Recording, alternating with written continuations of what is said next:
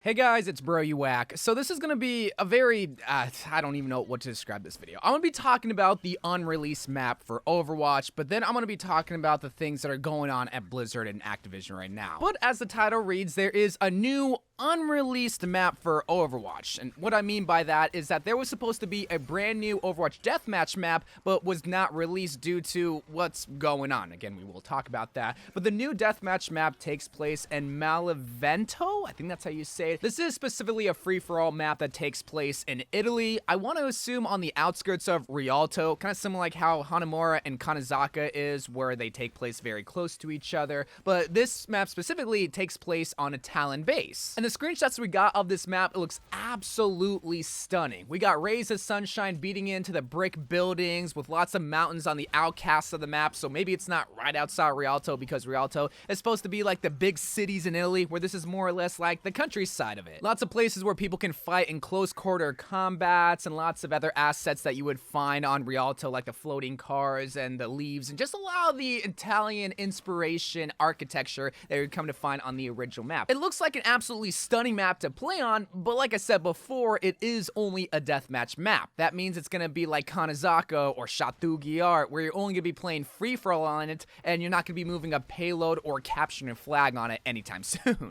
And why is that? Why is Blizzard only releasing deathmatch maps when we haven't gotten a new map ever since Havana back in April of 2019, which is a freaking long time ago? Well, my theory is because deathmatch maps are a whole lot easier to make. You gotta think, we have hybrid maps, we have 2CP maps, and we have control maps, and we also have just full-on escort maps. You gotta make that map fair for not only the defensive side, but also the offensive side. Maybe when it comes to control maps, that's a little bit easier because you really only gotta make a point and then make it so that it's basically symmetrical on both sides. But when it comes to deathmatch maps, you can really do anything and it'll probably be a fair map to make because there is no offensive or defensive. Everybody just kind of spawns in the outskirts and then works its way towards the middle. Kind of like how an onion is, how the center has the core like health pack, but then there's like layers on top of layers on top of layers of where people can spawn in, and it's a pretty fair map structure. But another theory that you also got to remember that kind of makes sense when you think about it is that when Blizzard hires a new map developer, they probably assign them a deathmatch map because, well, if they make a bad deathmatch map compared to like a bad 2CP map,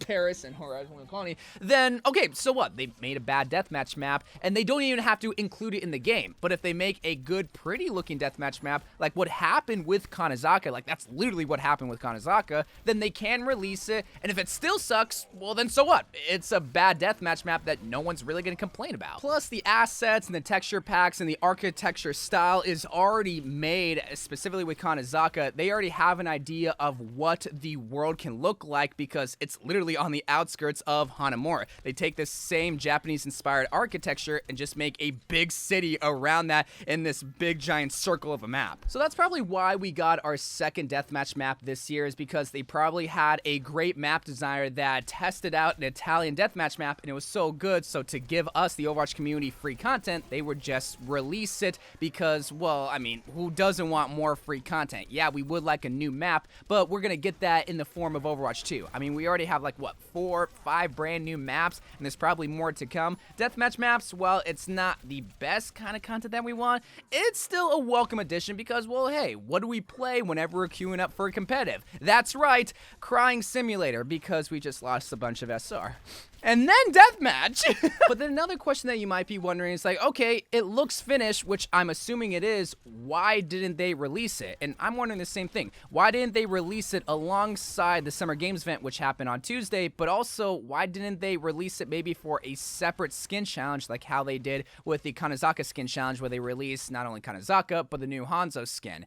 And this is where the serious part of the video comes in, where I talk about the current allegations with Activision and Blizzard. I was very hesitant to talk about this topic because, you know, I try to keep this channel lighthearted. I try to also just bring a lot of funny content, news updates, you know, stuff to distract you away from the real world for 5 to 10 minutes of your day. So to bring this kind of not only negativity, but just horrific topic, it's one of those things where it's like, should I be doing this? And more specifically, will my audience be able to handle this kind of conversation? Because, you know, I try to talk about adult topics beforehand. I try to talk about OnlyFans. I try to talk about, you know, like occasionally like rape culture and stuff like that. And sometimes my audience isn't mature enough to be able to handle that conversation. But I feel like if I weren't to make this kind of video and talk about this topic and the situation on hand, then I would be adding to the problem and the reason why this kind of culture continues to move forward, and that's because people are turning a blind eye away from it. And if you don't even know what I'm talking about, well, just a little trigger warning, we're going to be talking about frat boy culture and stuff that might be uncomfortable to talk about. So currently right now, Activision and also Blizzard is under investigation for breeding this frat culture in their business and in their company. Basically what that means is wage gaps between men and women, also women not being treated fairly as terms of promotion, also a lot of the guys just overload or dump their work on the women in the workplace, also just sexually harass a lot of the women and just make a lot of comments. There's even been times where people would go on to getaways, company getaways, and there was even an instance where someone unfortunately took away their own life because of this kind of culture. And when I first heard about this investigation, which I think has been going on ever since 2018, I wish I could say I was shocked and surprised. And by the results, I was shocked, but as terms of this kind of behavior going on, I wasn't. And you want to know why? Because this is happening everywhere. And I think that's what a lot of people are forgetting. It's not just happening at Activision and Blizzard. It's not just happening in the gaming industry. It's happening in every single corner of corporate America and corporate world, not even just in America. And I think that's what a lot of people do not realize. You know, I'm seeing people saying, oh, we gotta cancel Blizzard, we gotta cancel Overwatch, we gotta stop supporting people that are playing their games. And here's the problem, is that you gotta cancel everything because it's literally everywhere. And for people to think that's not happening everywhere, that's not happening at Target, that's not happening at FedEx, that's not happening in the NFL, that's not happening in every single business venture, you're part of the problem.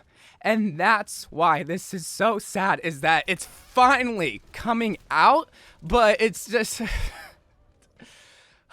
Yes, it's sad that women and men aren't paid the same. Yes, it's sad that women have to work twice as hard compared to men. And yes, it's sad that women don't get the same recognition and promotion as compared to men. But again, it happens everywhere, and it all starts with not only the younger audience of people to recognize, yeah, maybe my mom isn't treated fairly. Yeah, maybe my sister is getting sexually harassed at her workplace. Yeah, maybe this is all happening. So what can I do to stop it? What can I do? And first recognize that it's a problem. To not deny it, you know, there's going to be some idiot kids that think, oh no, men and women are paid just as equally. Oh no, women aren't being sexually harassed at the workplace. And it's not, we're past the place of women getting raped in alleyways. We're way past that, which still happens. You know, it just by simply making comments at women about their body and how, like, just like making, I remember at BlizzCon, right? I was standing in the line for Overwatch 2, and there was this woman who was wearing very revealing clothing. There's no denying it.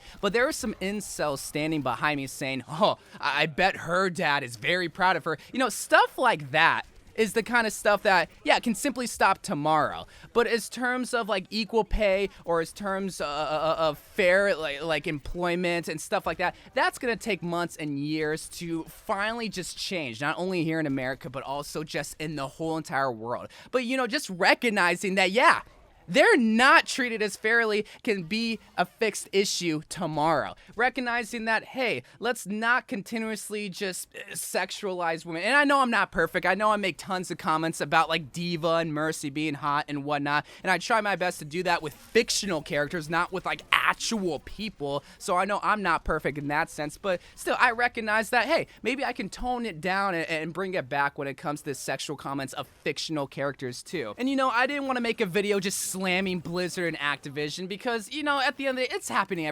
everyone should be slammed. But why are we continuously gonna say this is bad, this should not be happening, rather than just like trying your best to educate or say, okay, well, what should you be doing? You know, we're past the days of just being a nice person and respecting, but just recognizing, hey, if someone is making comments about a girl that just decides to wear what she wants and saying, oh, look at that whore over there, maybe tell them, hey, you know, don't be a jerk like that, bro. Like, and that's just small. That's just like a small beginning. You know, it could be as small as that or as extreme as being an activist for working for fair pay and just fairness in the work spot. You know, there's so much that you can do, but and this is why I kind of wanted to make this video for my younger audience so that you recognize it's a problem and what you can do. And like, it's hard for me to say what you should be doing because, you know, I live my day-to-day in a privileged area because I don't have to live with the sexual misconduct that women have to face. You know, I'm a cis white guy that is very privileged, that doesn't even have to deal with like race discrimination and all these other things dealing with intersectionality. You know, I get to live that very privileged life, so it's kind of hard to say what you should be doing because I don't live with that struggle. But also with that, you can just recognize that, hey, if you're a cis white guy, that you do have that privilege, that you don't have to live with that struggle. I feel like I'm just rambling on at this point, but I feel like this has been something that I've been holding in and feeling like I needed to talk about, but I didn't know exactly what to talk about, so I just wanted to just try to talk from the heart, and hopefully you recognize that. But I love you guys. Thank you guys for watching. More Overwatch videos to come, and bye.